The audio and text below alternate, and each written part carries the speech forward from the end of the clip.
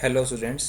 तो आपका जो ये वैकेंसी आई है राजस्थान पोल्यूशन कंट्रोल बोर्ड में जूनियर साइंटिस्ट ऑफिसर और जूनियर एनवायरनमेंट इंजीनियर की, ठीक है। चूंकि इन दोनों वैकेंसीज के सिलेबस एक समान है, ठीक है। अब कोई भी एलिजिबल व्यक्ति क्या दोनों पोस्टों के लिए अप्लाई कर सकता है या नहीं कर सकता, उसके लिए भी खुल के नोटिफिकेशन जब आ जाएगा कल, ठीक है, जब फॉर्म भरना स्टार्ट हो जाएंगे तब हम ज़्यादा उसको बारे में बता पाएंगे, ठीक है। अभी इस वीडियो को बनाने का एक ही मकसद है मेरा कि ये जो सिलेबस है मैं आपको सिलेबस थोड़ा सा इसको समझा देता हूँ, ठीक है। और हम ट्राई करूँगा मैं कि ये आप जो आपका पार्ट ए सिलेबस है, चूँकि दोनों पोस्टों के लिए, चाहे वो पोस्ट जूनियर साइंटिफिक ऑफिसर हो चाहे जूनियर इन्वायरमेंट इंजीनियर हो, इन दोनों के लिए जो सिलेबस है पार्ट ए का वो सेम रहेगा। तो पार्ट ए का सिलेबस सेम रहेगा। तो जो सिलेबस है वो पार्ट ए का है, दोनों पोस्टों के लिए सेम है, ठीक है। और पार्ट बी भी सेम है। पार्ट बी में जैसे कि आप लोगों को पता ही है कि राजस्थान का जो पूरा जीके है, ठीक है, मैथमेटिक्स रीजनिंग भी लिखा हुआ है और करंट अफेयर भी लिखा हुआ है, ठीक है। तो और उसके 30 क्वेश्चंस आएंगे और इसके 120। तो मैक्सिमम वेटेज 120 इसी का है, वो 30 क्वेश्चंस का है, ठीक है।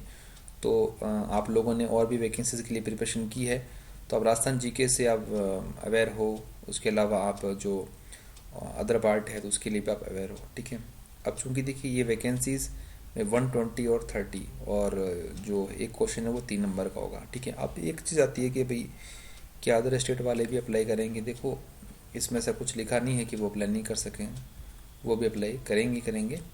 और उसके जो क्या नियम होते हैं वो तो एक पॉलिटिकल चीज़ होगी, उसके बारे में हम नहीं जाएंगे।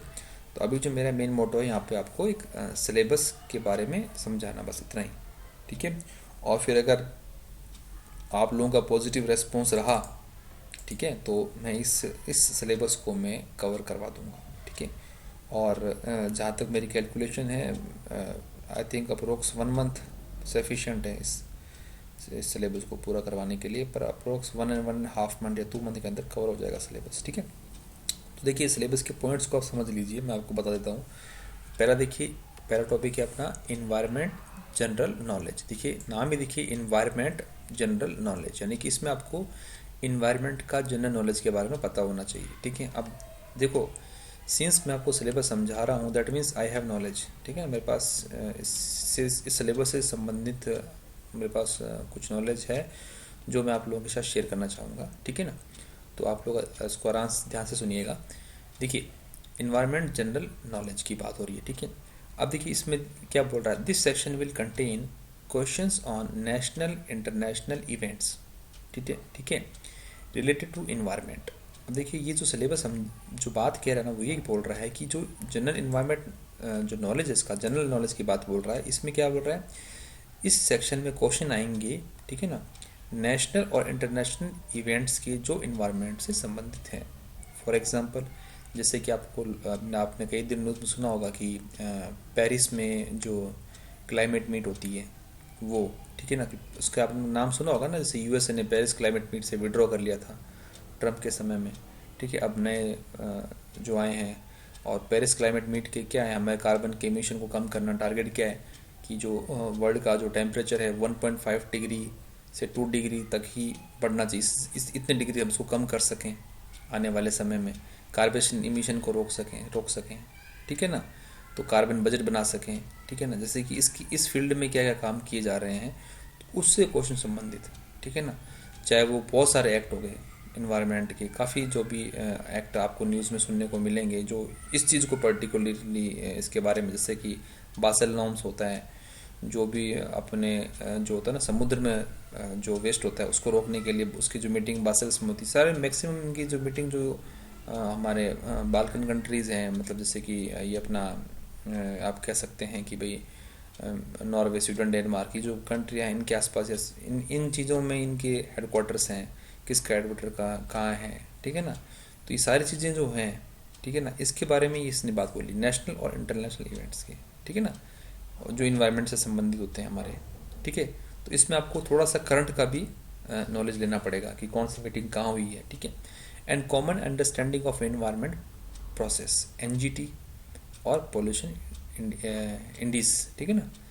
तो पॉल्यूशन इंडिसेस का मतलब होता है जो पॉल्यूशन को इंडिकेट करते हैं भाई, जो जैसे कि हमारा ना पॉल्यूशन के मानक कौन कौन से पर्टिकुलेट मैटर जो हम देखते हैं जो होता है एयर में होता है, उसका उसकी लिमिट ये होनी चाहिए। NGT that is national green tribunal, उसके क्या गाइडलाइंस हैं। तो इसमें क्या है कि एक बेसिकली जो इन्वायरमेंट के जो नेशनल और इंटरनेशनल ऑर्गेनाइजेशन है, पहली बात तो वो, ठीक है, और जो कुछ नॉर्म्स हैं उसके बारे में आपको पढ़ना है, ठीक है ना। तो मैं आपको बता दूं कि इस इसका कोई, अगर आप देखोगे कोई कहता है मेरे पास इसका सिलेबस है, तो इस फर्स्ट टॉपिक का कोई स्पेसिफिक सिलेबस नहीं है, पहली बात तो ये सुन लीजिएगा। इसमें क्या है कि आपको बस वो इश्यूज जो करंट में चल रहे हैं या आपने कभी पढ़े हैं उनको आप थोड़ा सा लेके साथ में करना है। जैसे एनजीटी हो गया, तो एनजीटी एक्ट क्या होता है, कब बना था, क्या क्या इसके नॉर्म्स हैं, 1 डेढ़ पन्ने का इसका होगा पेज पूरा, ठीक है ना। पॉल्यूशन इंडिसेस क्या होते हैं, तो ये फर्स्ट जो है वो आपका एक हल्का सा ओवरव्यू दे देगा आपको इसका क्लिप्स के। यहाँ से क्वेश्चन ऐसे बनेंगे, जैसे क्वेश्चन आ जाएगा कि भाई जो बासेल नॉर्म्स हैं वो क्या आते हैं, जो हजार्डस वेस्ट होते हैं जो सी में डालते हैं उसको रोकने के लिए मीटिंग हुई थी, वो हो जाएगा। कुछ भी हो गया भाई, इसका फलाना का हेडक्वार्टर कहाँ है, ठीक है ना। एनजीटी जो है, एनजीटी कौन सी मिनिस्ट्री के अंदर आती है, या ऐसे ऐसे क्वेश्चन, ठीक है ना। तो जो भी इससे संबंधित क्वेश्चन है, ठीक है। सेकंड देखिए हमारा है सेकंड जो मेन टॉपिक है वो इन्वायरमेंट इम्पैक्ट असेसमेंट और इन्वायरमेंट लेजिस्लेशन इन इंडिया। अब देखिए इन्वायरमेंट इम्पैक्ट असेसमेंट क्या होता है, वो इसका सिंपल आपको पता ही है कि इन्वायरमेंट इम्पैक्ट असेसमेंट के, मान लो कोई भी, मान लो सपोज मेरे को आज अपने सपोज मैं, जैसे हम रहते हैं बीकानेर में, सपोज बीकानेर में किसी एरिया में मुझे फैक्ट्री लगानी है, तो मुझे उस फैक्ट्री को जब मैं लगाऊंगा तो उस फैक्ट्री को लगाने से पहले मुझे उस फैक्ट्री से होने वाले इन्वायरमेंट का जो इम्पैक्ट होगा उसको असेसमेंट करके रिपोर्ट भेजनी पड़ेगी किसके लिए, एनजीटी हो या उसके लिए जो डिपार्टमेंट, मिनिस्ट्री डिपार्टमेंट को, वहाँ से वो अप्रूव किया आएगा ना, उसके बाद ही मैं उस काम को कर पाऊंगा। तो इन्वायरमेंट इम्पैक्ट असेसमेंट यही होता है, मोटा मोटा मैंने आपको बताया, बाकी जब इसको डिटेल में पढ़ेंगे तो मैं आपको बता दूंगा, ठीक है। तो basic concept of environment impact assessment, ठीक है, क्या होते हैं environmental impact assessment and environment management plan जैसे कि पूरा, जैसे कि आपने कुछ सपोज आपने कुछ रिपोर्ट बनाई, फिर रिपोर्ट यहाँ भेजी, इतने इन्वायरमेंटलिस्ट को चेक किया, फिर आगे गया सारा ये जो इसके बारे में पढ़ेंगे, ठीक है ना। Prediction assessment of impact on air, suppose factory का एयर में क्या वहाँ से धुआं निकलेगा तो एयर के में पोल्यूशन में क्या होगा, वाटर में क्या होगा, ठीक है ना, बायोटा में क्या होगा, मतलब उसके जो आसपास के बायोलॉजिकल जो वहाँ पे रहने वाले जीव जंतु या बायोलॉजिकल जो पेड़ पौधे वहाँ पे क्या प्रभाव पड़ेगा, नॉइज पोल्यूशन कितना होगा, कल्चरल या सोशियो इकोनॉमिकल इन्वायरमेंट से क्या प्रभाव पड़ेगा, ठीक है ना। Rapid and comprehensive environment impact assessment, ठीक है। तो ये जो इसका जो इस सेकेंड वाले टॉपिक का जो ये वाला पैराग्राफ है, ये जस्ट जनरली बेसिकली ये पूरा इन्वायरमेंट इम्पैक्ट असेसमेंट को ही बता रहा है, ठीक है। तो ये भी बहुत ही आसान टॉपिक है, कोई नहीं है, लेकिन यहाँ से मेन चीज़ क्या, क्वेश्चन कैसे बनेंगे वो मैं आपको बताऊंगा बस, और कुछ नहीं है। जब अपने डिटेल में पढ़ेंगे सिलेबस को तब इसके से अपने न्यूमेरिकल लेके साथ चलेंगे, ठीक है ना। सिंस ये कुछ टॉपिक्स न्यूज़ हैं, कुछ टॉपिक आपने पहले पढ़ रखे हैं, ठीक है ना, तो ध्यान रखना। नेक्स्ट देखिए हमारा है इसी का सेकंड पार्ट जो है वो है इन्वायरमेंट प्रोटेक्शन लॉ 1986, ठीक है ना, its amendments in various rules notifications made therein, water prevention and control of pollution 1974, air pollution prevention and control 1981। तो इसने अच्छी बात क्या है, इसने इन 3 एक्ट्स को ही स्पेसिफिक कर दिया है, तो ये बहुत अच्छी बात है। हम जनरली अगर आप खुद से पढ़ना भी चाहो तो गूगल टाइप कर दो आप इन्वायरमेंट प्रोटेक्शन एक्ट 1986, उसके बारे में आपको पूरा मिल जाएगा, ठीक है ना, वहाँ से उसको उठा लीजिए। तो मैंने कहा ना ये एक ऐसा सिलेबस है जिसमें अगर आप कोई सोचो, अभी मार्केट में बहुत सारी गाड़ी भी निकल के आएगी, ये फलाना गाड़ी, दिखना गाड़ी, ये गाड़ी बोले तो सब गाड़ियाँ वहाँ से निकल के आएंगी। बट मेरा आपसे कहने का मतलब ये है कि अगर आप इस सिलेबस को थोड़ा सा इसको ढंग से पढ़ो ना, तो ये ऐसा सिलेबस है जो आप इजीली इसको आप कर लो, कोई दिक्कत नहीं, ठीक है ना। और मेरा मोटो ये रहेगा कि आपको मैं इसके बारे में थोड़ा डायनामिक्स थोड़ा सा समझा दूंगा, ठीक है ना।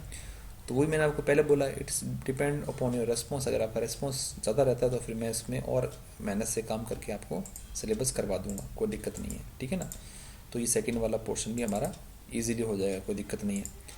थर्ड देखिए हमारा क्या है, water waste water industrial waste water analysis. देखिए वाटर बोल दिए पहले, नॉर्मल पानी, फिर वेस्ट वाटर, कौन सा वेस्ट फास्टर, जो हाउस होल्ड से निकलता है ना, जिसमें अपने किचन का वेस्ट या सीवर लाइन का पानी, वो waste water. Industrial waste water, ठीक है ना, जो इंडस्ट्री से पानी निकलता है उसका, इन तीनों का एनालिसिस, ठीक है। तो इसने देखिए वैसे तो इसने एक ही लाइन में, अगर आपको लगेगा कि यार एक लाइन में सर ने इसने बोल दिया है एक तो सिलेबस, लेकिन मैं बात बताऊँ आपको, ये सिलेबस अल्टीमेटली देखिए, वाटर की फिजिकल, केमिकल, बायोलॉजिकल कैरेक्टरिस्टिक्स पूरी पढ़नी पड़ती है ये। फिर वेस्ट वाटर के आप तीनों पढ़ोगे, यानी सीवेज के बारे में। फिर जो performance evolution of waste water treatment system. अब इसमें अच्छी बात क्या है, इसने जो केवल वेस्ट वाटर का ट्रीटमेंट सिस्टम इसने बताया है, इसने ये नहीं कहा है कि हमको वाटर का ट्रीटमेंट भी पढ़ना है। लेकिन मैं ऐसा बताना चाहूँगा, अगर हमारे पास समय है, अगर हमारे पास समय है तो हम इसमें थोड़ा सा और वाटर का भी पढ़ सकते हैं। लेकिन सिंस इस सिलेबस ने ऐसा कुछ नहीं कहा कि आपको वाटर का भी पूरा ट्रीटमेंट पढ़ना है, तो ज़रूर नहीं पढ़ें। इस लाइन को समझ लो दोबारा, physical, chemical and biological characteristics of water, water की, फिर वेस्ट वाटर की, और फिर ठीक है ना, एंड सीवेज, फिर कोमा करके performance evolution of waste water treatment system. तो उसने सिर्फ वेस्ट वाटर ट्रीटमेंट सिस्टम के बारे में ही बताया। अगर सबका बोलता तो बहुत लंबा हो जाता सिलेबस। तो ये जैसे मैं बीटेक, अगर बीटेक किसी ने किया है तो नॉर्मल, अगर बीटेक सिविल में किया तो सिविल में आप पढ़ते हो इन्वायरमेंट, तो वहाँ का टॉपिक है ये, ठीक है ना। उसके अलावा और भी अगर इन्वायरमेंट में किसी ने पीजी किया है, जो भी किया, तो वहाँ से चीज़ें नॉर्मल पढ़ते हैं हम लोग, ठीक है। तो मैं इसमें क्या बताऊँगा आपको, इसमें बेसिकली क्या होता है कि जो हमारे पीए होते हैं, ब्यूरो ऑफ इंडियन स्टैंडर्ड्स, उसके जो नॉर्म्स होते हैं ना, वही हमको पढ़ने होते हैं कि भाई इसकी लिमिट कितनी होती है, फिजिकल, केमिकल और बायोलॉजिकल में क्या क्या होता है, बीओडी, सीओडी क्या होती है, डिजोल ऑक्सीजन क्या होती है। आप पढ़ते हो ना भाई कि भाई अगर पानी में डीओ की मात्रा, डिजोल ऑक्सीजन की मात्रा 4 ppm से कम हो जाए तो क्या हो जाएगा वो, तो उसमें जो मछलियाँ वगैरह वो वाटर स्पीसीज है जो उसमें मर जाएंगे। तो ये चीज़ें यहाँ से आता है, ठीक है। तो again it is a very handy topic, इसको आप इजीली कवर कर सकते हैं। देखिए नेक्स्ट सबका पसंदीदा टॉपिक जो है वो है एयर एंड नॉइज़ पोल्यूशन। देखिए source of air pollution, air pollution कैसे होता है, properties of air pollution, meteorological factor of influencing dispersion of air pollutants, ठीक है ना। फिर Gaussian plume model of dispersion of air pollutants and its application. देखिए इसमें पर्टिकुलर एक मॉडल का नाम में दे दिया है, ठीक है ना, ठीक है। डिस्पर्सन मतलब फैलना, ठीक है। और इफेक्ट ऑन ह्यूमन हेल्थ पे क्या प्रभाव पड़ेगा, कंट्रोल टेक्नोलॉजी कौन कौन सी है उसकी, ठीक है ना, कौन कौन से इंडस्ट्रियल पोल्यूटेंट्स होते हैं, ठीक है ना। Air pollution due to automobiles, ठीक है ना। इमिशन कंट्रोल कैसे रोक सकते हैं उसको, principle of measurement and equipment use for major parameters, water, air and noise, ठीक है।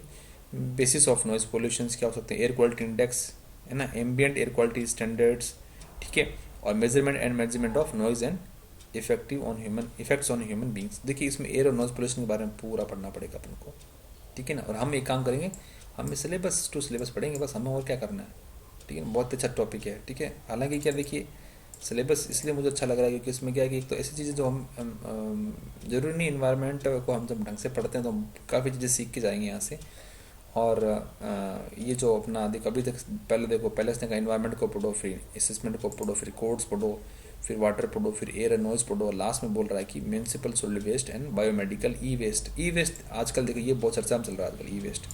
ई waste that is electronic waste जो होता है ना हमारा, जैसे मान लो कोई मोबाइल ख़राब हो गया तो ख़राब मोबाइल वगैरह फेंक देते हैं या कुछ बेच देते हैं किसी को, जो भी होता है। तो इलेक्ट्रॉनिक्स जो होता है ना चीज़ों से वेस्ट, आजकल इसमें भी बहुत सारे स्कोप हैं। जैसे कि आप देखते होंगे जो मोबाइल की चिप होती है, उनमें मोबाइल में भी चिपों में अंदर भी आप देखा होगा कि वहाँ से गोल्ड होता है उसमें, चिप में गोल्ड लगा होता है। तो अगर आपको पता नहीं हो, शायद अभी जो ओलंपिक्स होंगे शायद जापान में होंगे शायद ओलंपिक, तो उसमें उन्होंने क्या किया, जो मेडल्स हैं सिल्वर, गोल्ड और प्लेटिनम, जो मेडल हैं, जो मेडल जो बनाए गोल्ड के, वो उन्होंने ई वेस्ट से सारे निकाल के गोल्ड मेडल बनाए हैं। तो एक अच्छा है, आजकल ई वेस्ट को भी बहुत तवज्जो मिल रही है। बाकी नाम सुना होगा आपने, तो ई वेस्ट एक नई चीज़ है।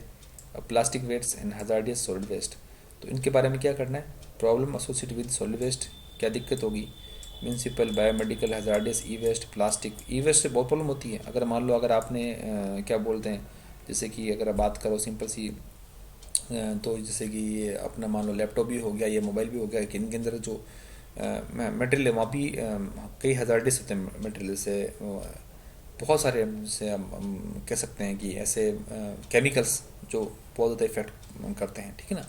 प्लास्टिक वेट्स, ठीक है ना, उसकी जनरेशन, क्लासिफिकेशन, एनालिसिस क्या है, ठीक है ना। Waste management, priority of hazardous waste management and hazardous waste treatment. तो ये सब चीज़ें जो मैंने आपको बताई हैं, ये सारी चीज़ें हम उसको इजीली कवर करेंगे, ठीक है ना। तो वही मैंने आपको बोला, again it's depend upon your response, आपका रेस्पॉन्स क्या रहता है, ठीक है। और मुझे लगता है आप लोग पॉजिटिव रेस्पॉन्स ही करेंगे मुझे। अब पार्ट भी देख लीजिए, general knowledge with specific reference to history, art, culture and tradition, literature and heritage, geography, Rajasthan, mathematics, reasoning, current affairs, that is ये एक ऐसा सिलेबस है जो असंभव चीज़ों को, सारी चीज़ों को ले लेगा। तो इसमें मज़े की बात क्या है, जैसे मान लो किसी ने अगर अप्लाई किया बीटेक विद सिविल इंजीनियरिंग कर रखी है किसी ने, और उसको खाली इन्वायरमेंट ही पढ़ना, बाकी सारा पढ़ना नहीं पड़ेगा। लेकिन मज़े की बात ये कि आप इस सिलेबस को अगर डिवाइड करके पढ़ोगे ना तो पढ़ने में मज़ा आएगा आपको। जैसे कि इसको अलग कर लो, फिर इसको अलग, फिर इसको अलग, फिर इसको अलग, फिर इसको अलग। और आपको किस टॉपिक में आपको करंट भी ध्यान रखना, करंट भी क्या, जैसे ये वाले एनजीटी वगैरह हो गए, यहाँ पे क्या नियम चल रहे हैं, तो इन्वायरमेंट का करंट भी आपको हल्का हल्का ध्यान में होना चाहिए। ठीक है, और वापस देख लेते हैं, क्वेश्चन 120 आएंगे और 3 मार्क का होगा। तो और ये 30 क्वेश्चन 3 मार्क के, तो 90 नंबर का तो ये मान लो होगा आपका। ठीक है ना, और बाकी आपको कितना बचेगा, तो लगभग 360 आपको बचेगा ये टेक्निकल। तो अगर आपने अच्छे से 120 क्वेश्चन भी ढंग से अगर आपने लगा दोगे तो आप इजीली मार्क्स कर सकते हो। मज़े की बात है इसमें क्या है कि न्यूमेरिकल पोर्शन तो होता नहीं है, बाकी अपने कुछ लगेगा जहाँ कुछ डाउट बल है चीज़ें तो हम वो भी बना देंगे, कोई दिक्कत नहीं है। ठीक है, तो सिलेबस हम कर लेंगे कवर, सो मैं करवा दूंगा आपके सिलेबस को, बट मैंने again depend upon your response.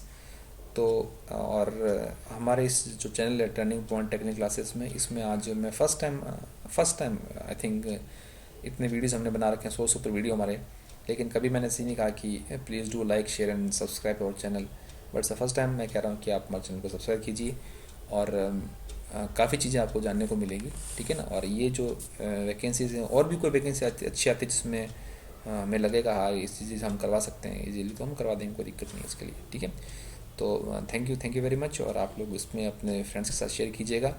और यूँ नहीं कि देखो जो होता है नॉलेज बांटने से बढ़ता है, रखने से नहीं बढ़ता। तो मेरे पास नॉलेज है तो मैं आप लोगों को नॉलेज दूंगा ज़रूर। ठीक है, तो थैंक यू वेरी मच।